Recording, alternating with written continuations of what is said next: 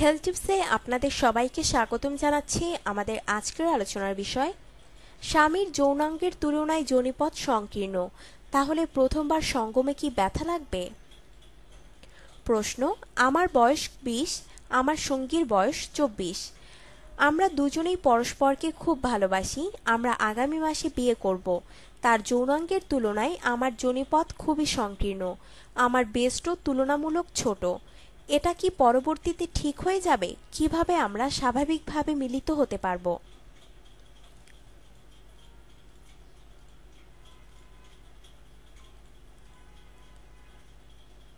উত্তর: প্রথম যৌন সঙ্গমের সময় ব্যথা লাগবেই তার কোনো মানে নেই।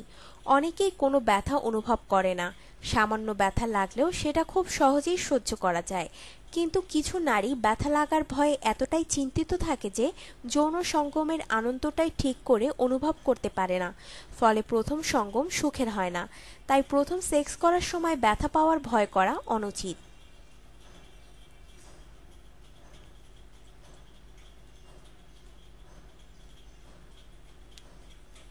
রিল্যাক্স থাকার চেষ্টা করো এবং মুহূর্তগুলো উপভোগ করো। রিল্যাক্স থাকলে এবং সেক্স ব্যাপারটা উপভোগ করলে যৌনাঙ্গ থেকে এক ধরনের পিচ্ছিল রস বের হয়, যা লুব্রিকেশনের কাজ করে, অর্থাৎ যোনিপথ পিচ্ছিল করে দেয়। এর ফলে সেক্সের সময় বা তারপরে ব্যথা হওয়ার সম্ভাবনা অনেক কমে যায়। উপযুক্ত পরিমাণে লুব্রিকেশন হওয়ার আগে যোনির মধ্যে লিঙ্গ বা অন্য কিছু প্রবেশ করালে ব্যথা পাওয়ার সম্ভাবনা বেশি।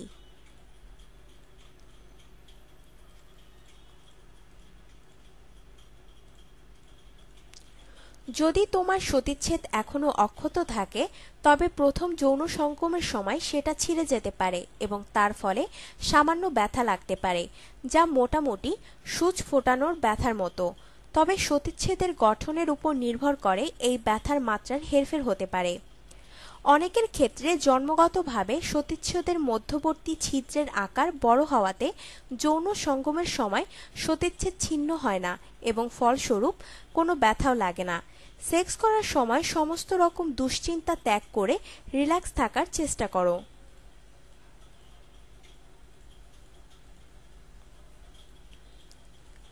যোনির স্থিতিস্থাপকতা অত্যন্ত বেশি, তাই ওটা দেখতে সংকীর্ণ মনে হলেও চিন্তিত হবার কারণ নেই। লিঙ্গ প্রবেশ করালে লিঙ্গের চাপে যোনি নিজে থেকেই উপযুক্ত পরিমাণে প্রসারিত হয়ে যাবে। মনে রাখবে, স্বাভাবিক প্রসবের সময় যোনিপথ দিয়েই আস্ত একটি শিশু বেরিয়ে আসে। কাজেই তোমার স্বামীর লিঙ্গ কোনো অসুবিধা ছাড়াই বেশ আরামেই তোমার যোনিতে প্রবেশ করতে পারবে। তবে যৌন সঙ্গম শুরু করার আগে এটা নিশ্চিত হয়ে নেবে যে তোমার যোনিপথের লুব্রিকেশন উপযুক্ত মাত্রায় হয়েছে। না হলে লুব্রিকেটিং জেল ব্যবহার করো।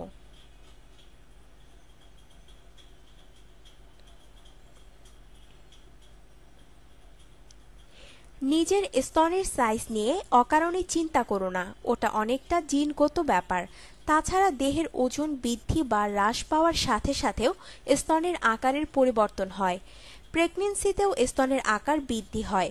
বয়স বৃদ্ধির সাথেও স্তনের আকার ও আয়তন দুটোই পরিবর্তিত হতে থাকে। সুতরাং স্বাস্থ্যকর খাবার খাও, নিয়মিত এক্সারসাইজ করো এবং অহেতুক স্তনের আকার নিয়ে চিন্তা পরিত্যাগ করো।